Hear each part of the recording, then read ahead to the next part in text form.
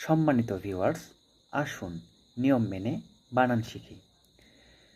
দূরত্ব বোঝায় এমন শব্দে দীর্ঘ উকার দিয়ে দূর লিখতে হয়, যেমন দূর, দূরত্ব, দূরবর্তী, দূরদর্শী, দূর দূরান্ত, দূরবীক্ষণ।